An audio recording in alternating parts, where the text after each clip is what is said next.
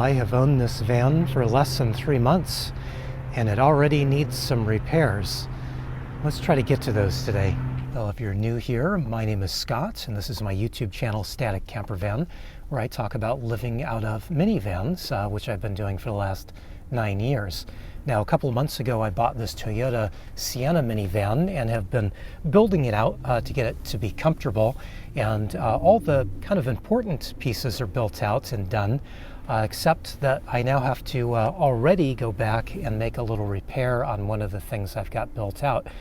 Nothing major, of course, but do have a little repair with my sink. So hopefully I'm going to be able to solve that today, although I don't think I'm going to. I've already started off on the wrong foot trying to get one of the repairs done on the sink that I know I need to do. So in prepping to do this little repair, I already ran into a snag. I stopped at the auto parts store to try to get a new electrical switch. That's this switch here. And this switch delivers power to the electric water pump that sits directly under the sink here. And that water pump is hooked up to my solar, so that runs off of the solar power battery that I have here set up in my van.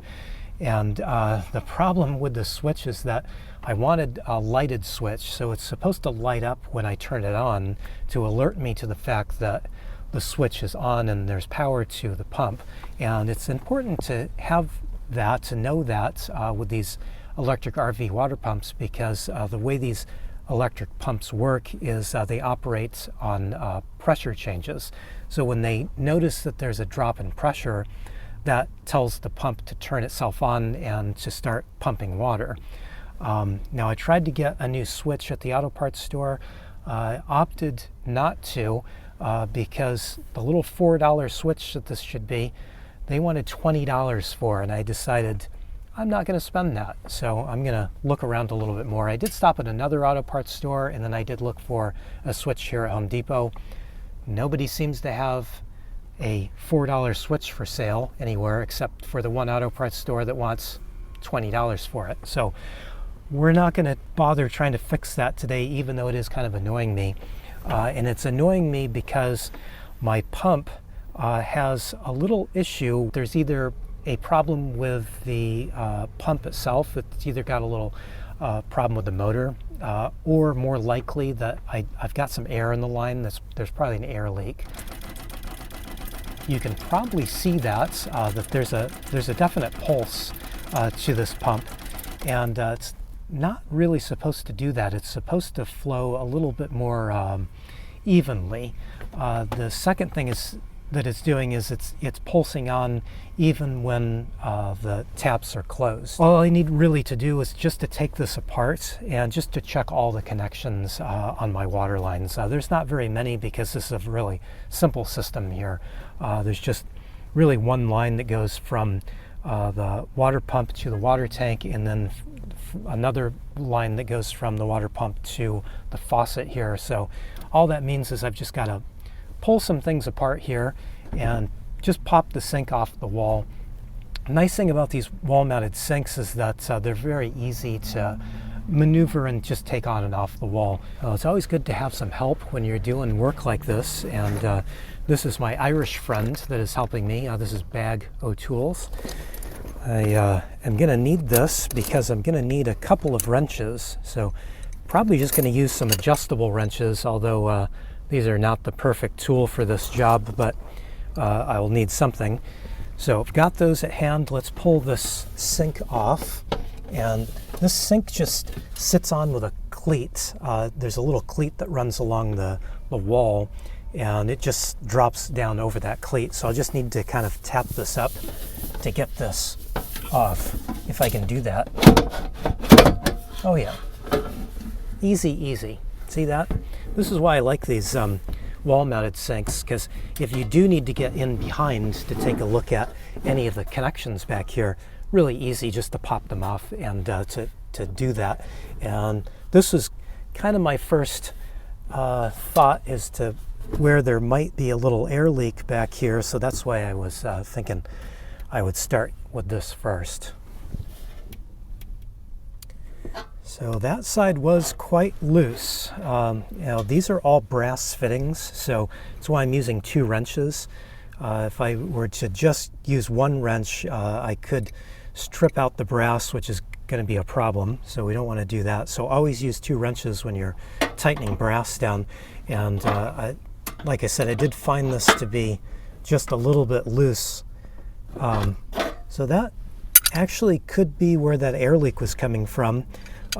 This is kind of the mixing valve type setup here. So since I don't have cold and hot water, I'm not using both sides of this. So I've just got the one side capped off, and then the other side I've got just the fresh water coming out of the water pump and into the faucet. So the other side seems to be tight, so I can go ahead and just put this back on and then check the other connections, the other water connections. And to get this back on, you just get the lip up over the cleat's edge and then drop it down on, which sometimes is easier said than done. It's only because you're watching me, you understand. If you weren't here, this would have already been done by now. There we go. You must have turned away for a second. Thank you for doing that. So I figured since I was in here doing this, I would do something that's not terribly necessary, which is to replace this big long supply line. So this is the pickup tube or supply line that pulls water out of the water tank here. And I think this is about 36 inches long, this hose. And while I don't think that this is really the problem, I am going to just shorten it down. So I went into Home Depot and bought a 12-inch supply line, which will be plenty long enough to get from the tube here, the pickup tube here, over to the water pump, because the water pump is right here.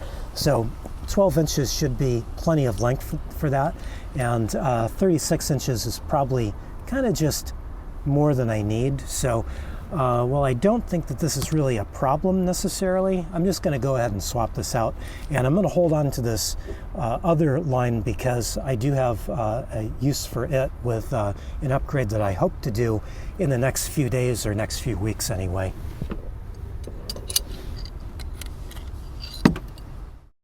So I always use a little bit of Teflon tape when I'm putting connections together, water connections, and I always just buy the cheap Teflon tape nowadays. This gets people upset with me sometimes, which I find to be quite funny. The other thing that gets people upset is putting the Teflon tape on the wrong way around. There is a correct way of putting Teflon tape on, and you know what? I don't know what that is, and I never can remember. And of course I can Google it or look up a YouTube video, but you know what I found is just put the Teflon tape on the threads. Doesn't matter if you put it on right or wrong, and it really doesn't matter if you're using the correct or the not correct Teflon tape. The cheap stuff works just fine, but if you do have a lot of money to spend, you can always buy the really expensive stuff. They have some stuff that's made specifically for water connections, and I can tell you it does really work well. It probably works really well if you put it on correctly too. So, you know, you might want to look into that yourself. I'm just too old and cranky anymore these days to really care about all that kind of stuff. I just buy the cheap Teflon tape because the fact of the matter is I live in a van and nothing really lasts forever in a van. You know, my last van I was hoping was going to last me 20 years or so. It lasted me almost 9, and that's all I got out of it. So I'm kind of glad that I didn't spend a bunch of extra money on little things that didn't really make any sense, like Teflon tape. You know, this stuff is about $1 for this just generic stuff, or the proper stuff. I think it's usually pink if it's for water lines. That's usually more like $4 or $5 or $6 even for the same thing, really. There is a slight difference with the tape itself. I get that. I do understand it because I have used it. But like I said, these days, unless I'm working on a house that is going to last for 50 years or more, I don't think it makes a difference. Just use a little bit of it. Okay, so I've got the connections together, got the new supply line on, and just to be clear, which I probably should have said before, with these types of connectors, you shouldn't really need to use Teflon tape. In fact, some people tell you don't use Teflon tape with these because it's not supposed to be needed. I've found that it's just good to use it because a lot of the stuff is made in different areas, different parts of the country, different countries altogether, and so sometimes the milling will not be exactly correct, and so a little bit of Teflon tape isn't going to hurt anything, although probably some professionals will disagree with me with that. But you know, I've just been doing this and using Teflon tape for the last several years because I've just found it works better. So that's why I use it, even though technically it's not really needed.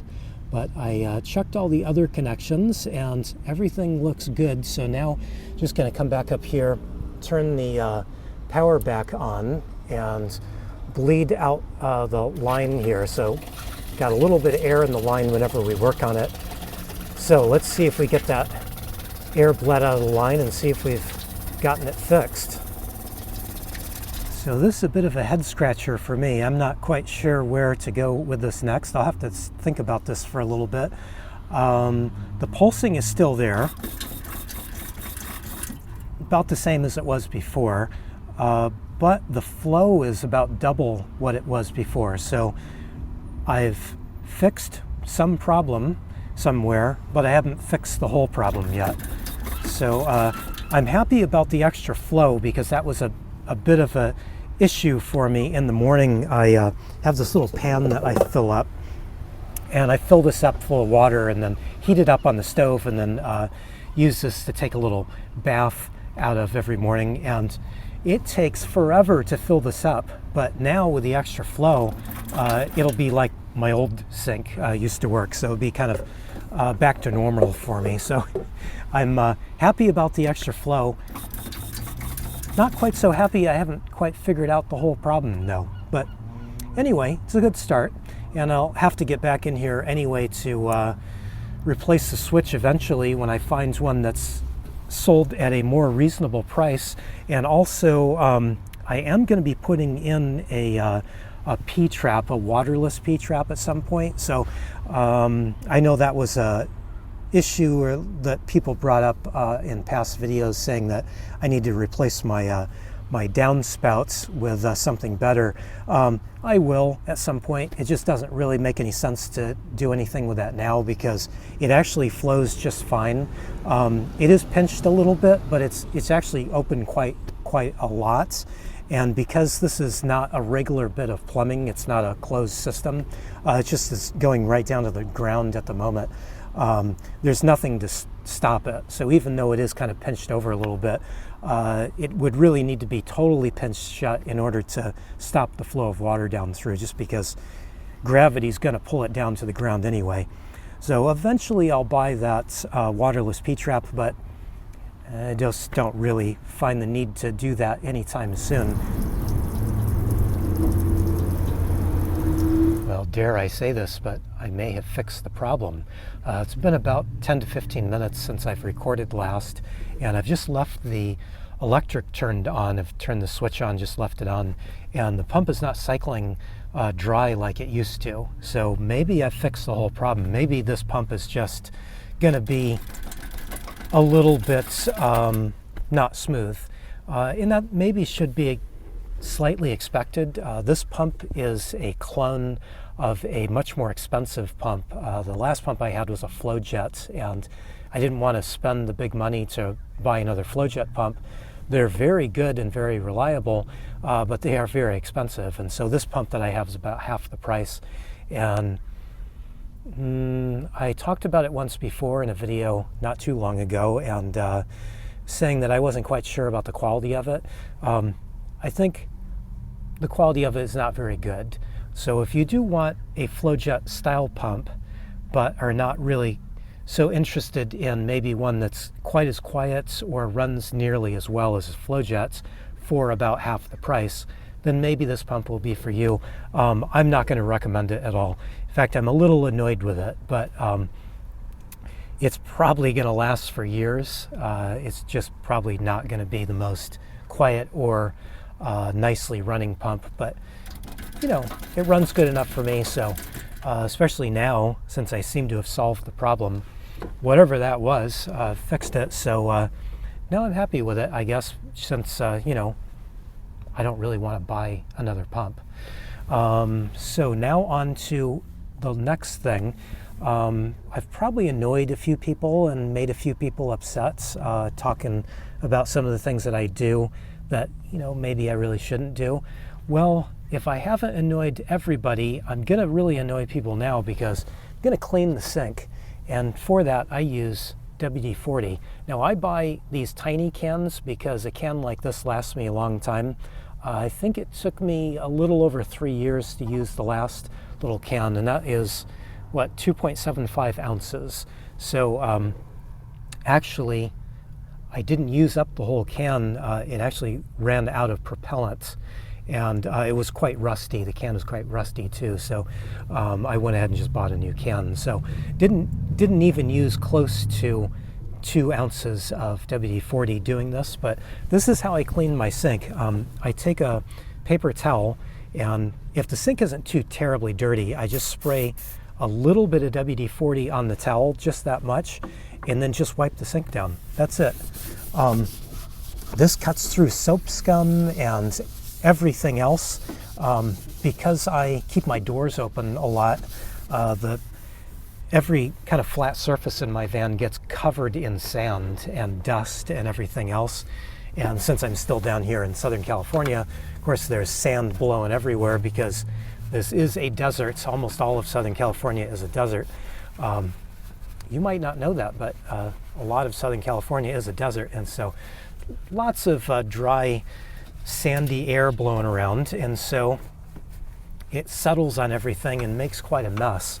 So I've found that this is the best way to clean stainless steel. So whether it's a stainless steel sink like I have, or a countertop, which I also have, or I first started doing this because I had a stainless steel refrigerator at one time, and it was recommended to me to clean it this way, and so that's why I've been doing this. And don't worry, this is all good and safe and not going to be a problem for anybody, unless you really want it to be. And I just don't let it be a problem. I like that it cleans really well and leaves a little tiny bit of oil on the surface of the stainless steel, so it makes it really quick to just wipe it off, and so that nothing really sticks to it for a few days anyway. And then in the meantime, I can just wipe it off quickly with just a dry paper towel. That's why I don't use a whole lot of WD-40. And you know, there's a million things to use WD-40 on, and I think fixing squeaks and stuff is kind of the last thing I ever use WD-40 on, but cleaning sure seems to be the thing that works well for me. Okay, so not a perfect job. I could have spent a couple more minutes, but it's nice and cleaned up and shiny, and mostly cleaned, I should say, and shiny.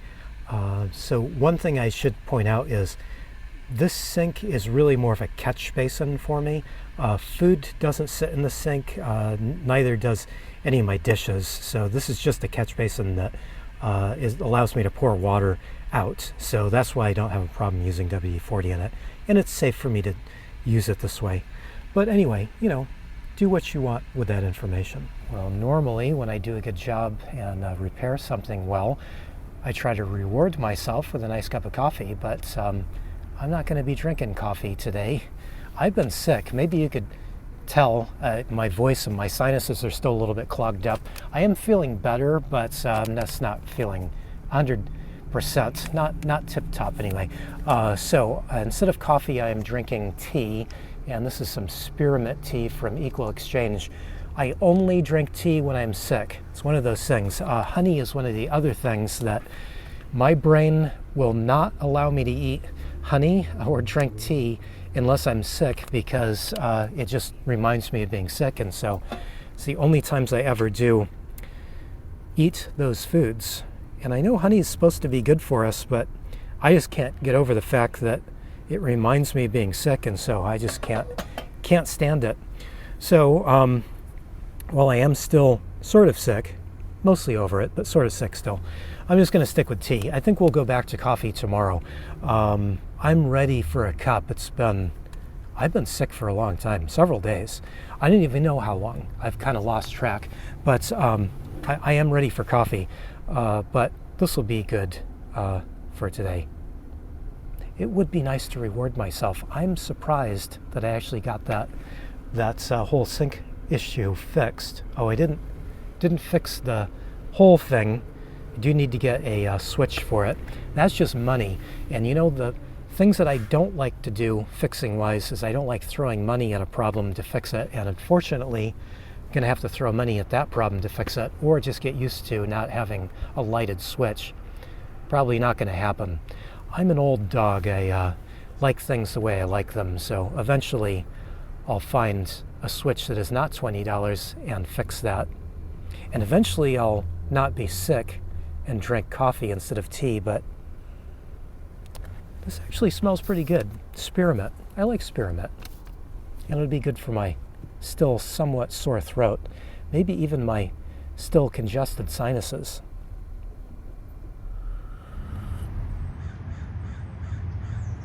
Well, I think it's about time for me to hit the old dusty trail. It's starting to get dark, and it almost feels like it's going to start to rain. That's kind of odd. Here I was talking about it being a desert here in Southern California, but I guess it does actually rain even in the desert sometimes. Anyway, I'm going to finish my cup of tea and then go find a place to park for the night. This is actually a pretty good day, even though I'm still kind of working off my old cold there. Actually happy that I fixed a problem that I was thinking I wasn't going to be able to fix. And you know, I show these things from time to time not to show that I know what I'm doing. I clearly don't. But if I can do any of this stuff, then that means you can too. I am not handy, really. I just figure it out. And so I'm just trying to show you that you can just be a normal person. You don't have to be a trained carpenter or plumber or engineer or something to do all this kind of stuff. You can figure it out too. So that's the only purpose of me showing you what I'm doing here today. So get out there and fix something that you need to be fixed, because you know, you're probably the best person that can do it. And with that, I'm gonna end it here. Thanks for watching.